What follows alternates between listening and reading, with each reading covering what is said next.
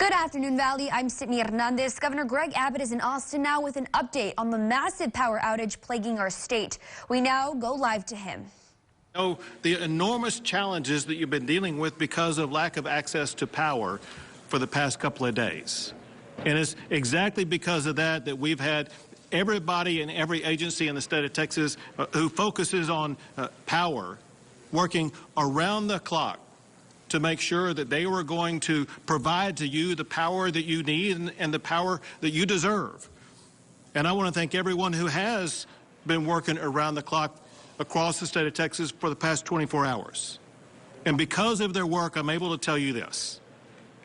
Since our press conference yesterday, power has been restored to nearly 2 million homes across Texas. There continue to be approximately 325,000 Texans without power. However, those without power are not without power because of the lack of ability to generate power. Instead, those without power are being impacted either by power lines that are down or the need to manually reconnect the premises to power. So as of this press conference right now, there are no outages of power across the state of Texas because of lack of generation or lack of the ability to generate power. That said, I also want to be clear with Texans because you need to know. There will be more cold temperatures in various regions across the state of Texas tonight. ERCOT will continue to work to manage the power to ensure that power will not go down in residential areas across the state, but we still have to deal with the uncertainty of what is going on at the power generation facilities. We hope and anticipate no location will be without power tonight. The good news is we are starting the evening with every resident in the state of Texas not lacking the generation of power. Also, I am told, as it concerns the power companies that do the repair of the power lines and as well as the connection to houses, that every available repair truck has been dispatched to repair those down power lines. Know that the repair of the down power lines and the reconnected, that is not a task that is delegated to the state of Texas. That is a task that is conducted by the power companies that operate in your particular area. That said, Texas agencies will continue to work around the clock with our local partners, with residential areas, with industrial and commercial users until power is restored to every single location across the state. Now, right now, we are focused on 5 tasks. First is to continue to use every single tool available to get all power restored to all Texans. I have already issued waivers and taken executive actions to expedite that process. Earlier today, I had a call with energy providers to work on additional ways to ensure that we get more power to people in the state of Texas. And they have shared with us already ideas and action plans that we will be able to take to ensure that oncoming power. Second, we need to ensure that we use every tool possible to get water restored to our fellow Texans. I also had a call earlier today with water providers to work on additional ways to expedite getting clean water to Texans. We are in the process, as we speak, of evaluating waivers as well as executive orders that can be used to speed up that process. In the aftermath of the phone call we had earlier, we did receive an abundance of ideas from those local water providers. They've been provided to Toby Baker, who is the executive director of the Texas Commission on Environmental Quality. He and his team, as well as a team of lawyers, are working on strategies to make sure that we will be able to swiftly address water challenges. Third, we are organizing efforts to help Texans who are challenged by broken water pipes. Along those lines, today, I am making a formal request of the President for a major disaster declaration. If granted, this will give Texans the ability to apply for individual assistance from FEMA. That individual assistance will assist them with funding to restore damage to their homes to the extent that it is not covered by private insurance. In addition to that, we continue to work with VOADs as well as faith-based organizations to assist families who live in residences who may be impacted by broken pipes, because we know the magnitude of that challenge, and we want to provide people and resources to help you be able to respond to that challenge. Fourth, we are organizing the process of getting aid to Texans in need. Part of that is the efforts already undertaken and continuing by the Texas National Guard to assist those in need, and either getting them to warming centers or helping to set up warming centers or providing them whatever else they may need. We also continue to increase the number of warming centers across the state. To find out where a warming center is located, go to www.tdem.texas.gov/WARM. I'll do that again. To find out a warming center near you, go to www.tdem.texas.gov/WARM. We've also had many generous Texans, as we always do, who inquire about how they can help. And I want to give them some specific ideas. One is to help in providing food to those who need the food. A way you can do this is to go to this website location, www.feedingtexas.org. And I will spell that out. It's www.feedingtexas.org. Additionally, for other supplies other than food, we always encourage people to work with the Red Cross. And you can locate them also on the internet at www.redcross.org. Spelled out, that's www.redcross.org. Fifth, we have already begun the process to make sure that events like this never again happen in Texas. And that starts with reforming the agency in charge of electric reliability in Texas, which is ERCOT. What happened this week to our fellow Texans is absolutely unacceptable and can never be replicated again. And it's especially unacceptable when you realize what ERCOT told the state of Texas. They said 5 days before the winter storm hit, the ERCOT CEO assured ERCOT, and I quote, "We're ready for the cold temperatures coming our way."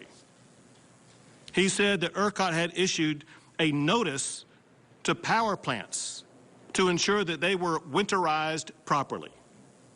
And ERCOT's annual winter assessment, which is designed to ensure that the state is prepared, assured the public that there would be enough power to meet peak demand this winter.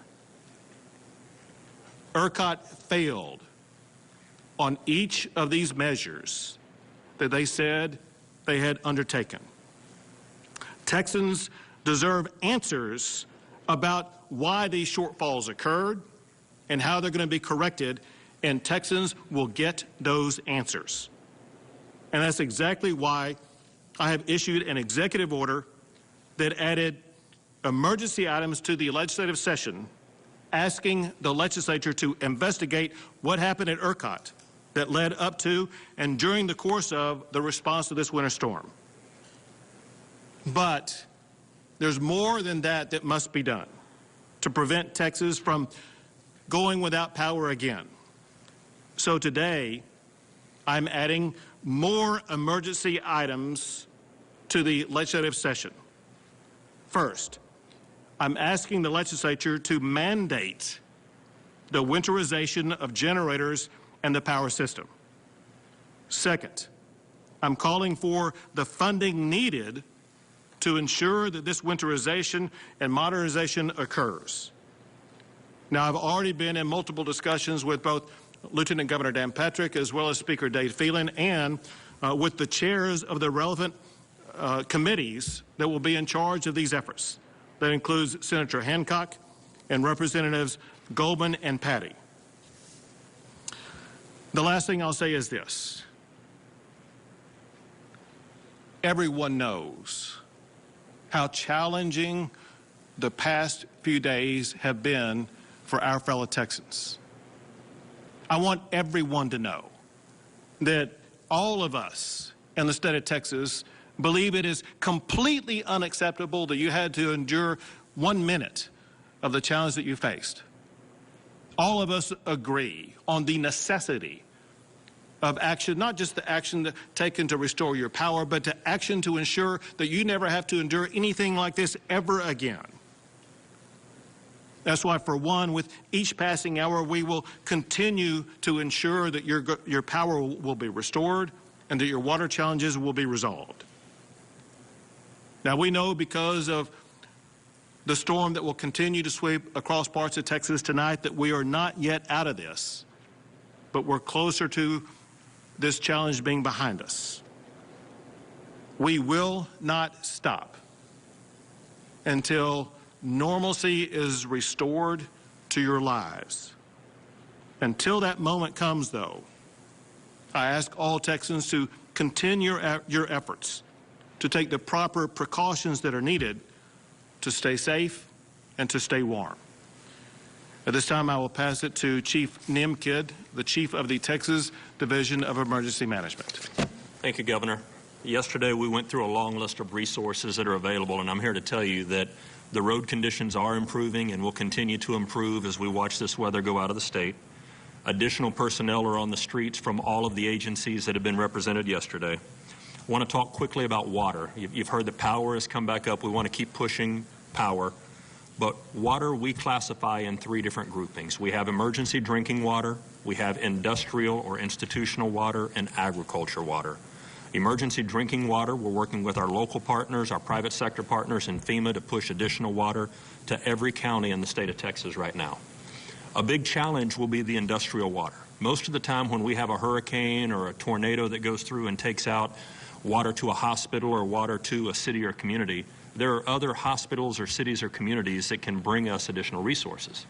The place we are right now with almost every single water institution impacted, not only from the frozen lines in our homes, but the frozen lines in the streets that are running institutional water, water will continue to be a challenge. To meet that challenge, we're working with our federal partners and our partners from other states. I've talked to people from California and Florida today, and a lot of the states in between, to offering assistance that will be coming this way. We need to continue to conserve water. We need to be careful with the use of water, and together we'll get through the water challenges. We are asking for additional generators. We have generators that are from our state agencies that are going out in the field, and we have generators from the federal generator package. We will continue to work that, but I need to tell you, putting a generator on a church or a nursing home or a hospital that doesn't already have one and is not built for one is not as simple as going to Lowe's or Home Depot and plugging in an extension cord and getting power. So we will continue to work with those facilities that did not prepare ahead of this storm to have the transfer switches installed, to have the right connections and the right cables in place. We will continue to work with them to bring those online. We're also bringing in meals ready to eat. So we will be distributing meals ready to eat with water in cooperation with our cities and counties across the state. We're up to over 331 warming centers. The map is behind me here on the screen. Behind y'all on the screen. Again, the governor mentioned the website, tdem.texas.gov/warm. We will continue to bring on additional warming centers, working very closely with our federal partners here at both of the tables to make sure that the major disaster declaration will be met. Remember, that is by law, fiscal thresholds that have to be met. There's a number of homes that have to demonstrate damage. It's been hard to demonstrate that damage. We can presume it at this point. We will continue to push that. We're in constant communication with our federal partners for the major disaster declaration. And I want to thank all of our VOADs, our volunteer organizations that are active in disaster, whose homes and businesses have also been impacted by this, but are still out serving fellow Texans. If you get a chance and have the ability to volunteer, please work with one of our existing structures to volunteer. Thank you, Governor. Thank you, Chief. And now the state official who is in charge of response to water-based issues, Toby Baker, the Executive Director for the Texas Commission on Environmental Quality. Thank you, Governor. A quick update. So out of approximately 7,000 public drinking water systems across the state of Texas, due to lack of power, frozen or broken pipes, or high demand, 797 of those water systems are reporting some sort of issue. Currently, about 725 are under a boil water notice, and that affects about 13 million Texans. Water systems are operated and maintained by local entities, so we are systematically reaching out across the state to identify systems that are experiencing problems. Many have already reported to us, but we are working hand in hand with local water systems to find ways to bring them back online as quickly as possible. This includes engineering solutions and regulatory solutions like the Governor alluded to earlier. So that includes local governments, private entities, and utility districts. If you have a question or a problem with your water, you need to contact your local water provider because they are the ones working on that system. That would be found on your utility bill, or you can find it online. It's very important. So for example, if you live in the city of Austin, you need to be contacting the city of Austin to work on your water issues. We are currently reaching out to a number of laboratories across the state to make sure that they are ready for the sampling that will be needed to lift those boil water notices. We are also partnering with the EPA and bringing in mobile labs from out of state to assist. Thank you, Governor. Thank you. We'll take a few questions. Hey, Governor, you've raised $153 million in the last 7 races that you've run, of which $30 million came from oil and gas. How can we trust you, therefore, as you seem to be beholden to oil and gas? One individual aspect is found with different energy. How can we trust you, therefore, to say that you in the future will allow for more energy coming from, say, green energy, which your spokesman said was responsible for this outage? How can we trust you to actually deliver on future energy and not have this happen again? I received even more from residential property owners and people who live in the residences that I've been working around the clock to help. That's your answer? That's it? Next question, Wes. Governor, with the supply chain of getting food and other items to places, some of the big stores, there have been lines for out the door, and now that people are getting some of their power back, we'll be looking to restock those refrigerators that have undoubtedly gone bad. What does the process look like to ensure that that supply chain gets reestablished? So I'll answer this in part, and then I'll have Chief Kidd answer in part. So the question is about all the people who are either in line to get food or need to access food. And there's are multiple answers to this. We know from our conversations with private food providers, such as grocery stores, for example, that their stocks were running down, and we know about their what they're working on as we speak to replenish those stocks. One thing that will aid in replenishing those stocks is the fact that the roads are more passable. And we know that over the next 24 hours that grocery stores as well as restaurants, we saw a lot of people lined up for fast food restaurants, for example. They will have more food available to them. Second, there are others who need access to food.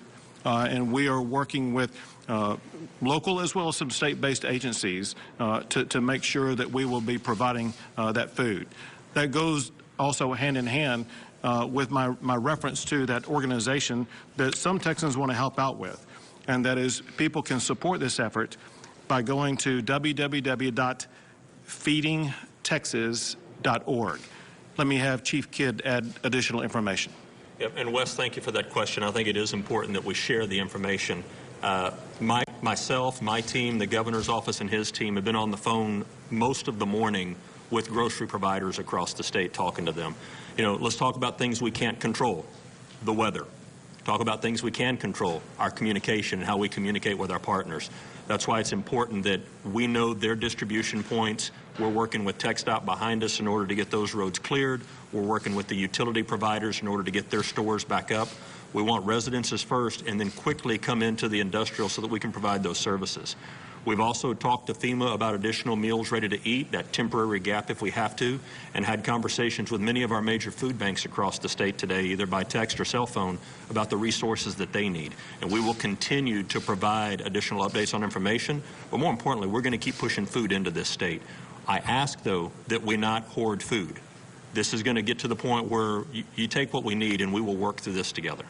Yesterday you mentioned that there's millions of Texans that are under a boil water advisory. If these Texans were to drink that water, what are the repercussions of that? And then you mentioned that there was only 24 hours yesterday that you had to do the bacterial testing. Could that be any longer, or is there any updates to that? So, two parts there. Right. So if you're under boil water notice, you shouldn't drink the water unless you boil the water. And the reason for that is that, essentially, so take, for example, there's a water main break. What you have is what was a closed system is now an open system to the environment. And so think about dirt, mud, other things, bad things getting into the system. So that's the reason for boil water notice. It can make you sick. It's not 100% it's going to make you sick, but it can make you sick if you drink that water without boiling it. So that's the reason for the boil water notice. As far as the testing goes, to come out of boil water notice, the requirement is that you do a bacteriological sample and analysis to make sure that that water's clean before you can lift the boil water notice. So that's why we're working with the labs across the state to make sure that those labs are ready to take those samples as soon as the systems, the integrity of the systems is restored. Is the EPA helping as well? Yes, we've reached out to the EPA. We have 2 mobile labs that are currently out of state that we've asked for them to move to the state so we can move those around the state as needed to help with the sampling. With respect to the plumbing waiver that you were talking about yesterday, what is that process like for people who would like to try and help? Is there a certain site that they can go to fill out that application? What is that process look like so they can help people get back to pick up on that? The process is 2 steps. One is for the plumbers, and that is for the plumbers who want to participate in this program, for them to contact the plumber board or plumbing board in the state of Texas. The second part of the process would be for the residential owners, people who live in homes. They just need to contact a plumber. And our goal is to make sure that when they contact plumbers, there will be a greater supply of them so that they will not have a shortage of plumbers. So the plumbing board is prepared to handle an influx of help? Yes. Governor, the ERCOT held a press conference this morning, and the question was asked of how early were they in contact with you in your office. They mentioned that they are in regular contact with the PUC, and that the PUC apparently acts as the liaison between you and them. PUC is a government entity. Do you hold any responsibility for what's going on right now? Let me tell you what I will do and what I am doing. I'm taking responsibility for the current status of ERCOT. Again, I find what has happened unacceptable. And let me tell you what I learned today. Just a couple of weeks before this winter storm occurred, they elected some new members. I think is a new chair and vice chair of the board, people from outside the state of Texas. And so part of my charge to the legislature is to restructure the way the board of ERCOT works and to restructure the membership of the board to ensure that the membership is going to be more responsive to the people of Texas. Governor, one other question. Senator Cruz apparently going on vacation. Any comment on that? Well, candidly, I haven't been following people's vacation plans. We've been working literally all night since we talked to you guys yesterday, and now today, I don't know about people's travel plans. Any more questions, Paul? How do you saying we were seconds, possibly minutes away from a catastrophe. And the spin on it, many would say, was that they did what they had to do so the grid would stay on, because there was no catastrophic issue. So, and that's exactly what I have been told for the past number of days. And that is one of the things I want the legislature to investigate, to find out the exact details about whether or not that is true. So we got two things to look at. Is it true that ERCOT was on the verge of losing access to power in the grid, which could have caused a long-term blackout in the state of Texas? If it's not true, then there are serious consequences because of that. If it is true, there is serious action that needs to be taken by the state of Texas. And that goes back to the executive order I'm talking about issuing today, adding to the emergency items for the state legislature to make sure the state legislature addresses the winterization of our generation capacity to make sure this doesn't happen again. But I'm going to add this also, because this is something that needs to be dug into. We need to find out if the leaders of ERCOT sent the correct information to the generators of power in the state, so that all generators of power in the state were up and running to provide the power that was needed to feed into the grid so they wouldn't get compromised.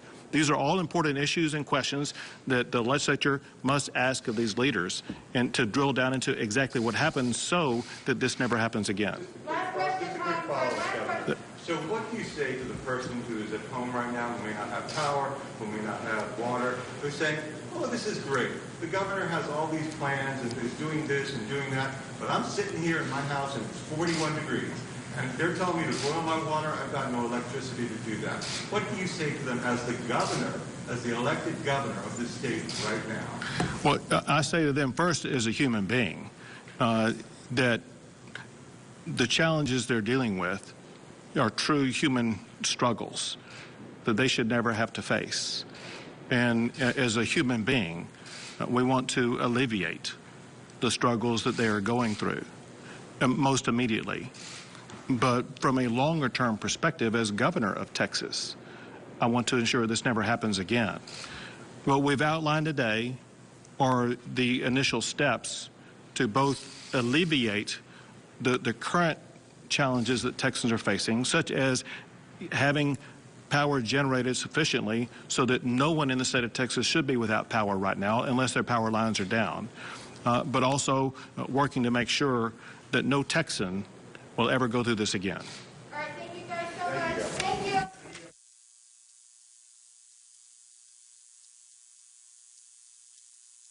I can't believe that's true. Thank you so much for joining us. That was Governor Greg Abbott speaking to the Texas people regarding the massive power outages. Now, he did say that 2 million people's power have been restored here in Texas. There are still several thousand that do not have power at this hour.